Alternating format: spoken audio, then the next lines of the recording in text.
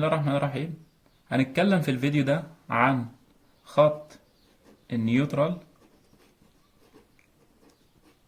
لاين، خط المحايد، والايرث كابل. احنا عارفين في الكهرباء 3 فاز بيكون عندنا 4 وايرز.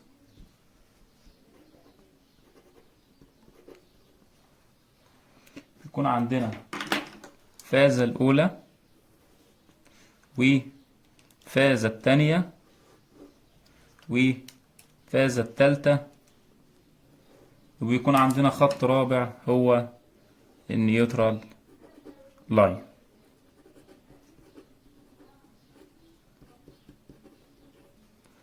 ده اللي عايزين نتكلم عليه في الفيديو اللي معانا.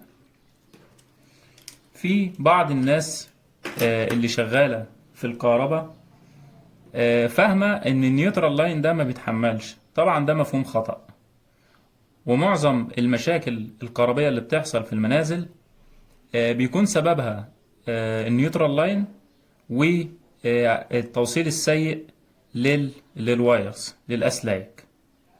فعشان كده لازم نفهم كويس النيوترال لاين. اولا النيوترال لاين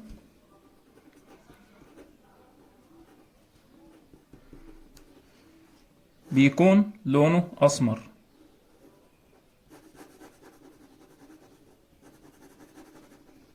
كابل بيكون لونه ايه؟ اسمر، وبنرمز له بالرمز ايه؟ ان. حضرتك لو فتحت اي كابل 3 فيز هتلاقي 4 وايرز، 3 وايرز بتاع الفازات وكابل باللون الاسمر، هو ده النيوترال لاين. او لو بصيت على ابراج الضغط العالي هتلاقي واير كده سمكه اقل من سمك اي كابل موجود في البرج، هو ده برضك النيوترال لاين. او لو فتحت اي لوحة كنترول هتلاقي كابل باللون الاسمر، هو ده النيوترال لاين. طب مصدر النيوترال لاين مصدره حاجتين: الجنريتورز وترانسفورمر.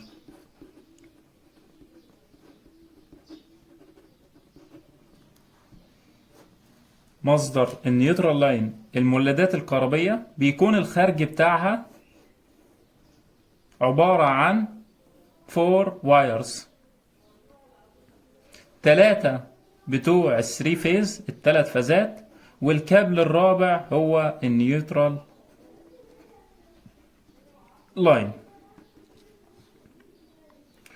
وفي المحولات برضك بيكون الداخل بتاعها 3 كابلات، 3 كيبلز اللي هم ال3 فازات، والخارج بتاع المحول بيكون عبارة عن 4 كابلات اللي هو 3 بتوع اللي هم ال3 فازات، والخط الرابع هو النيوترال لاين. زي مثلا اللي احنا معانا 3 فيز ترانسفورمر متوصل دلتا ستار،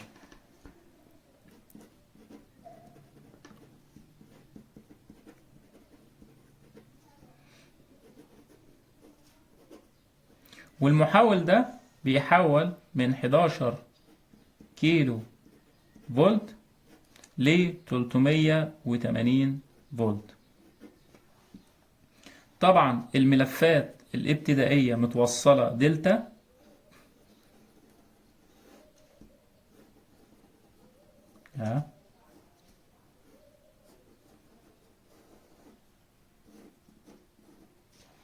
والملفات الثانوية متوصلة ستار.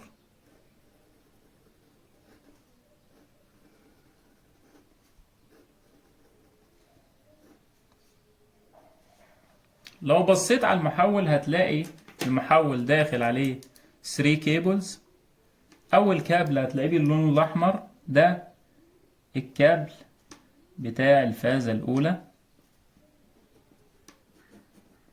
وهتلاقي تاني كابل معاك، هتلاقي كابل باللون الاصفر، ده بتاع الفازة التانية. وهتلاقي كابل باللون الازرق، ده بتاع الفازة التالتة. والجهد بين الفازة الأولى والفازة التانية بين كل فازتين كام؟ 11 كيلو فولت.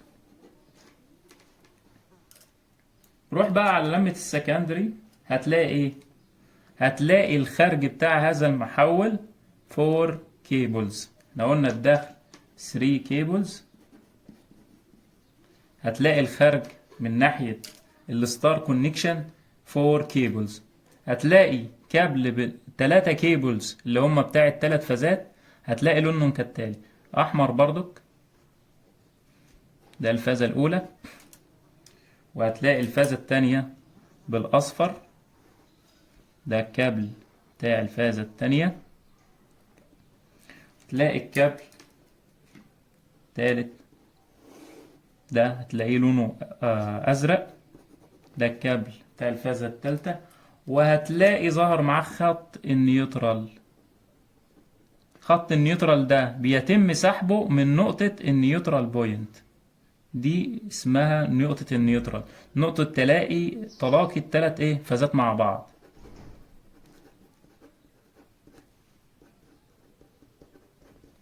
وبنبدأ نسحب خط النيوترال، هو ده خط النيوترال، ده نيوترال لاين. ومن هنا ظهر خط النيوترال، اللي احنا زي ما قلنا ان النيوترال لاين ده مصدره الجنريتورز، بيكون الخارج بتاعه 4 وايرز اللي هو الثلاث فازات، والكابل الرابع اللي هو النيوترال. وادي شرحت لك اهو في المحاولات ازاي بيتم انتاج خط النيوترال. طبعا هنا الجهد بين كل فازة والتانية كام؟ 380 فولت. تمام. وبين النيوترال لاين واي فازة الجهد بيبقى كام؟ لو انت في مصر هتلاقي 220 فولت. طب وظيفة النيوترال لاين، لو بتكلم على وظيفته في الثري فيز، فهو بيعمل ايه؟ بيعمل لي توازن للثلاث فازات. يعني لو معاك نظام 3 فاز، الفازة الأولى مثلا بيمشي فيها 200 أمبير، والفازة التانية بيمشي فيها 200 أمبير، والفازة التالتة بيمشي فيها 200 أمبير برضك، لأن نظام بالانس. ده وضع طبيعي. في الوضع الطبيعي النيوترال لاين ده الكرنت بتاعه بصفر، والجهد بتاعه بصفر برضه. تمام. طب افرض ان في وقت من الاوقات انا فازة زاد عليها شوية تيار، يعني مثلا الفازة التالتة دي بقى عليها تيار مثلا 240 امبير. هنا يبدأ يتدخل خط النيوترال ويشيل شوية التيار اللي زادوا على الفازة دول، تمام، ويرجع النظام لوضعه البالانس الطبيعي. يعني ده بقى دلوقتي التيار بتاع النيوترال مش هيساوي صفر، هيروح جاي واخد شوية اللي زادوا على الفازة اللي هم 40 أمبير، ويبدأ يرجع النظام زي وضعه الطبيعي، كل فازات متساوية. يبقى الفازة ده هيمشي فيها 200 أمبير. تمام.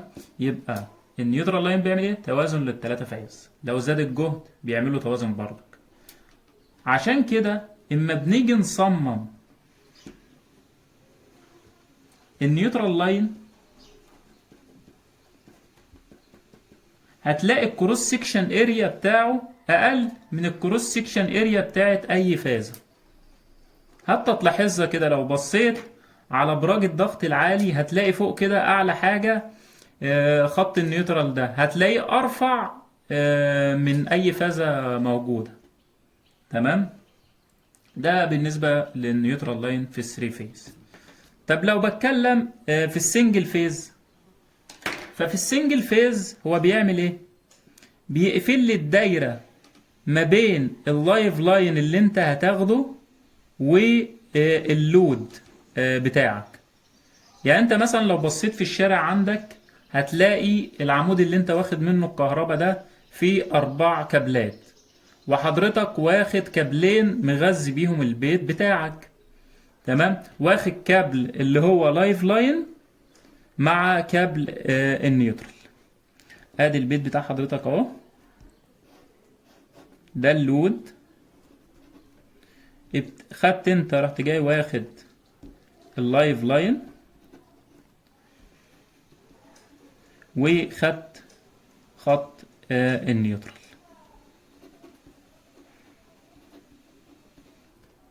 فالنيوترال وظيفته ايه؟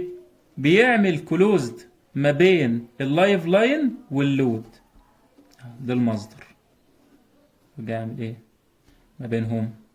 كلوزد سيركت. دي اول وظيفة للنيوترال. تمام. تخيل مثلا اللي انت معاك لود، عايز اوضح لك حاجة كده. ادي اللود اهو،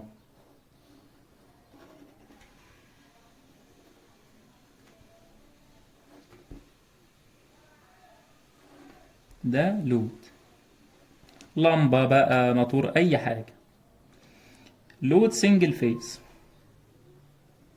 واخد له طبعا جاي المصدر بتاعك اهو، واخد لايف لاين. تخيل اللود ده ساحب 20 امبير، اللايف لاين ماشي فيه 20 امبير.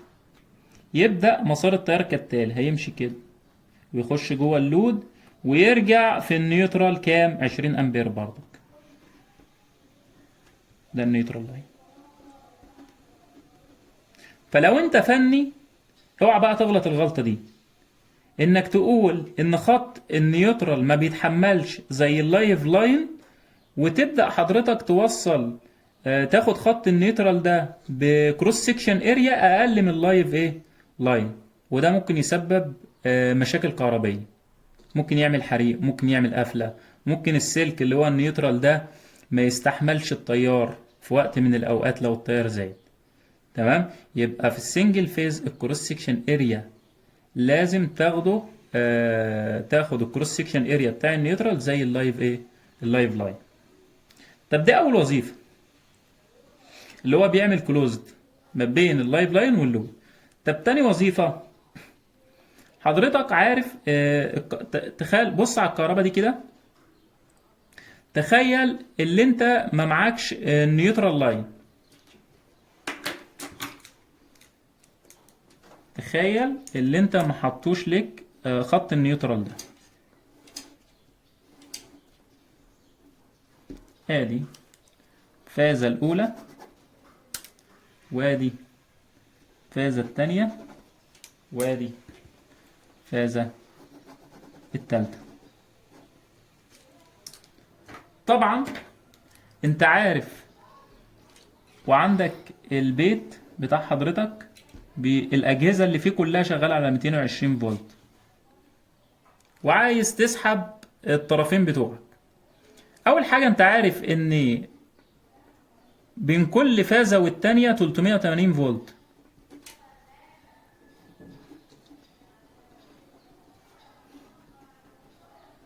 وانت عايز تشغل البيت بتاع حضرتك على كام؟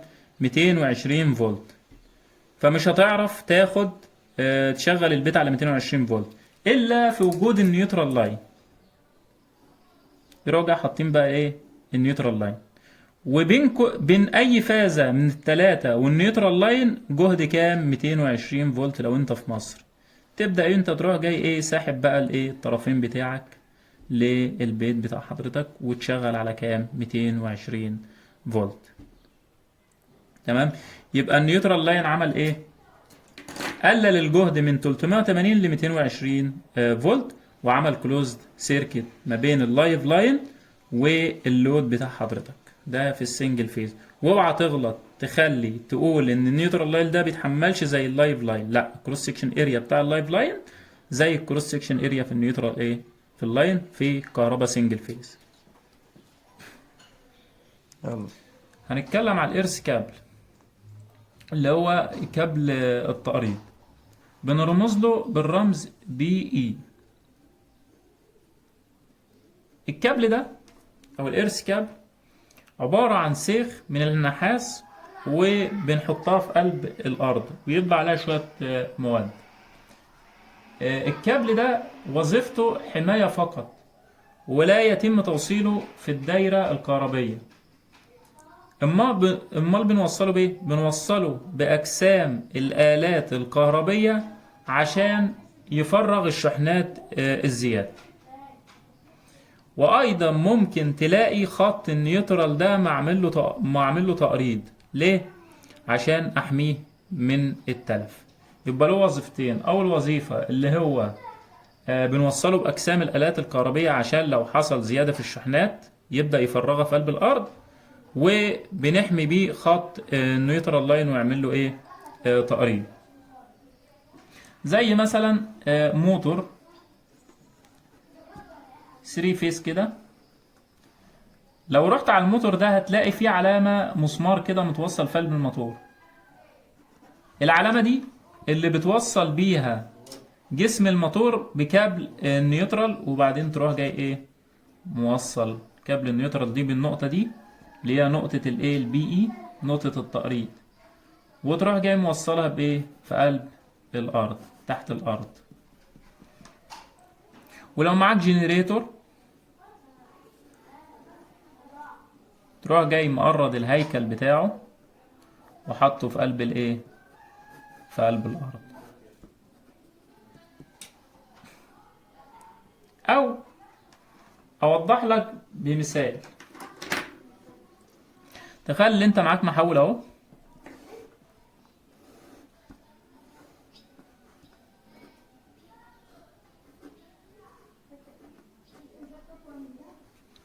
المحول ده الانبوت بتاعه 3 كيبلز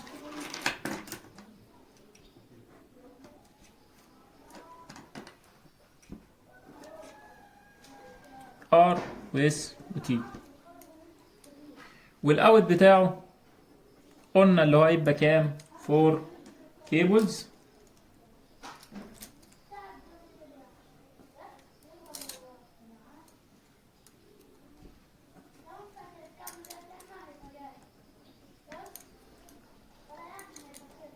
ادي الكابل الاول، وادي الكابل التاني، وادي الكابل التالت، وادي الخط اللي ظهر معانا النيوترال، لان احنا قلنا النيوترال ده مصدره المحولات الكهربية.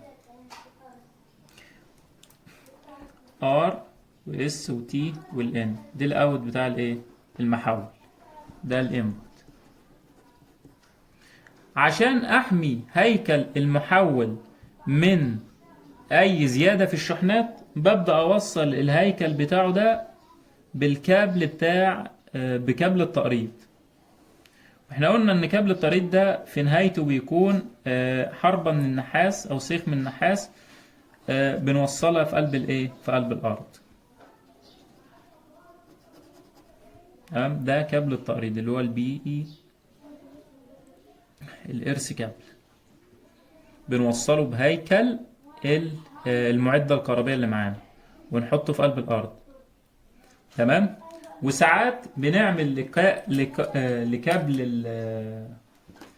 لكابل النيوترال ده تقريض برضه عشان نحميه من التلف اهو، نوصله في قلب الايه، في قلب الارض. ده سطح الارض.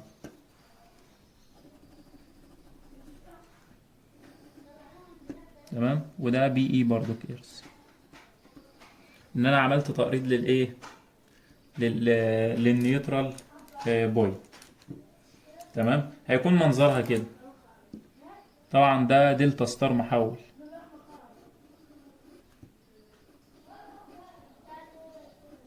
هيكون النقطة دي انت عامل لها تقريض عشان تحمي خط النيوترال لاين.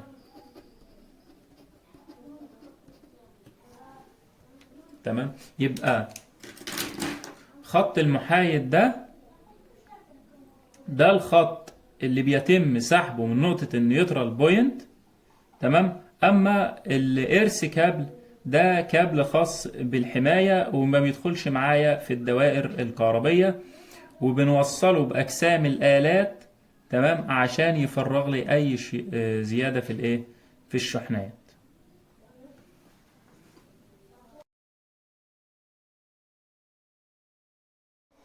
في الكهرباء السنجل فيز اللي هي كهرباء المنازل، ساعات تلاقي كده البيت داخل عليه 3 وايرز، 3 كابلات، تمام. وجوه البيت الفيشة عبارة عن 3 مخارج.